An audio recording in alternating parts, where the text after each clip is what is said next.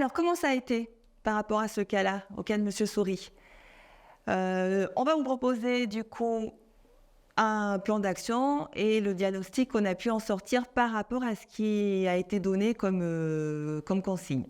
Donc, Monsieur Souris, finalement, sa demande initiale à la recherche d'une formation. Son contexte par rapport à cette demande, alors, il a 24 ans, il a un enfant de 4 ans, il est sans mode de garde et il est sans domicile fixe. Au côté pro, il est sans emploi avec une expérience dans la restauration rapide. Ensuite, son niveau de formation, il a un niveau de formation égal au brevet, vu qu'il s'est arrêté en première. Son expérience, quelques mois dans la restauration, au niveau du service. Son niveau d'avancement, il est au début de ses recherches. Son niveau d'autonomie, effectivement, on voit qu'aujourd'hui, il a peu d'autonomie par rapport au fait qu'il est sans domicile fixe aussi et qu'il ne sait pas par où commencer, a priori. Ses ressources, il est timide.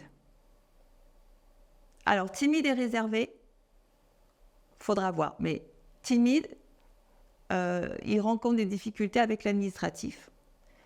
Et il n'a pas de soutien familial, il semble être isolé, étant donné qu'il est sans domicile fixe.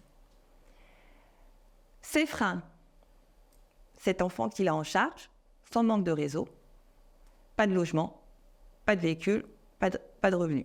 Ça fait beaucoup. Son niveau d'urgence, eh ben, le fait qu'il a un enfant et qu'il est sans hébergement, ça semble être une urgence. Je ne sais pas ce que vous en pensez. Il a plusieurs dettes aussi, donc allez voir aussi ce niveau-là. Et il a des revenus insuffisants. Il touche le RSA majoré du fait qu'il a un enfant. Mais voilà, ça reste des revenus insuffisants. Est-ce que déjà on est d'accord sur ce diagnostic partagé? Oui? Maintenant, quel plan d'action on pourrait préconiser pour Monsieur Souris à partir de ce qu'on vient de voir? Je ne sais pas ce que vous avez imaginé, mais on pourrait dire déjà prioriser la sécurité et le bien-être de Monsieur Souris et surtout de son enfant.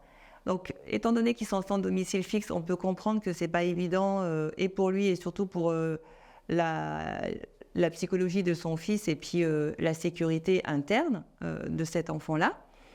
Il faut peut-être également identifier et pouvoir mettre en place des procédures qui vont être appropriées pour régler ces dettes-là.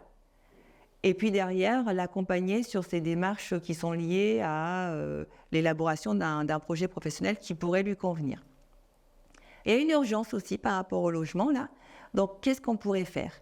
Peut-être l'orienter vers les collègues professionnels habilités, comme une assistante sociale, des services d'hébergement d'urgence qui peut se trouver, comme le CHRS ou des bailleurs sociaux. Ensuite, peut-être que l'assistante sociale pourra lui permettre aussi de monter un dossier de surendettement par rapport aux poursuites des bailleurs et stopper ça. Par rapport à ses ressources, qu'est-ce qu'on pourrait dire? On pourrait lui indiquer qu'il peut bénéficier de l'ASF, c'est l'allocation de soutien familial, en plus du RSA. Donc peut-être aussi aller voir ça de ce côté-là.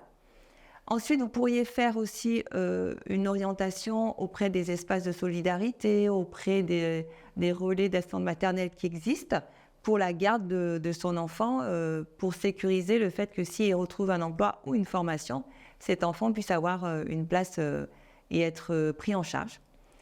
Et pour entamer le prochain entretien ou le suivi de cette personne-là, ça sera ensuite d'élaborer peut-être un bilan sur ce qu'il aime faire, ce qu'il aimerait apprendre ou vers quel métier il se verrait.